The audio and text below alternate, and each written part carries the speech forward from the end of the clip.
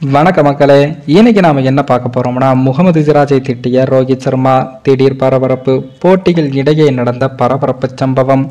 அதாவது இங்கிலாந்து அணிக்கு எதிராக நடைபெற்று வரும் 5 போட்டிகள் கொண்ட டெஸ்ட் கிரிக்கெட் தொடரில் விளையாடி வரும் இந்திய அணியானது முதல் 3 போட்டிகளின் முடிவில் 2-1 என்ற கணக்கில் இந்த தொடரில் முன்னிலை வகிக்கிறது.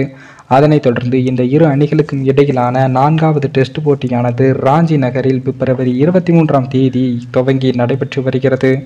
இந்த தொடரின் முதல் போட்டியில் இந்திய அணி தோல்வியை சந்தித்திருந்தாலும் அடுத்த 2வது மற்றும் 3வது போட்டியில் வெற்றி பெற்று உள்ளதால் 4வது போட்டியில் வெற்றி பெற்று தொடரை கைப்பற்ற வேண்டும் என்ற முனைப்புடன் விளையாடி வருகிறது. அதே போன்று இந்த போட்டியில் வெற்றி பெற்றால் மட்டுமே தொடரை சமன் செய்ய முடியும் என்பதால் இங்கிலாந்து அணியும் இந்தியாவுக்கு எதிரான பலமான ஆட்டத்தை விளையாட முயற்சிகளை எடுத்து வருகிறது. இதன் காரணமாக இந்த போட்டியானது சுவாரஸ்யத்தையும் ஏற்படுத்தியுள்ளது. ஒருவேளை இந்த 4வது போட்டியின் டாஸில் வெற்றி பெற்ற இங்கிலாந்து அணி தங்களது முதல் இன்னிங்ஸை விளையாடி வருகிறது. அதன்படி முதல் நாளில் உணவு இடைவெளி வரை தடுமாற்றமான ஆட்டத்தை வெளிப்படுத்திய இங்கிலாந்து அணி 112 ரன்களை மட்டுமே குவித்து 5 விக்கெட்டுகளை இழந்து தடுமாறியது. இந்த நிலையில்தான் இந்த போட்டியின் போது அறிமுகமான வேகப்பந்து வீச்சாளர் ஆகாஷ் சிங் அவர்கள் இங்கிலாந்து அணியின் டாப் 3 வீரர்களை வீழ்த்தி அட்டகாசமாக தனது ஸ்பெல்லை துவங்கியுள்ளார்.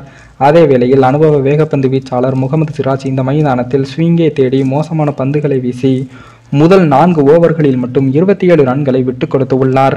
அதிலும் குறிப்பாக ஒரே ஓவரில் 19 ரன்களை விட்டுக் கொடுக்க ரோஹித் சர்மா அவர் மீது சற்று கடுப்பானார். இதன் காரணமாக முகமது சிராஜிடம் தொடர்ச்சியாக சரியான இடத்தில் பந்து வீசுமாறு அறிவுரை வழங்கி கொண்டே இருந்தார். இருப்பினும் முகமது சிராஜ் இந்த இன்னிங்ஸ் முதல் 6 ஓவரில் 43 ரன்களை விட்டுக் கொடுத்து மோசமான பந்து வீச்சை வெளிப்படுத்தினார். இதன் காரணமாக அதிருப்தியடைந்த ரோஹித் சர்மா உடனடியாக சிராஜின் ஸ்பெல்லை கட் செய்துவிட்டு அஸ்வின் மற்றும் ஜடேஜாவையே பயன்படுத்தி வந்தார் என்பதும் குறிப்பிடத்தக்கது. மேலும் இந்த வீடியோ ஏதோ ஒரு விதத்தில் உங்களுக்கு பிடித்திருக்கும் என்று நினைக்கிறேன். நம்ம சேனலுக்கு புதிதாக வீடியோ பார்க்கிறீர்கள் என்றால் மறக்காமல் சப்ஸ்கிரைபர் செய்துவிட்டு பாருங்கள். இன்னொரு வீடியோவில் சந்திக்கும் வரை நான் உங்கள் தமிழ்.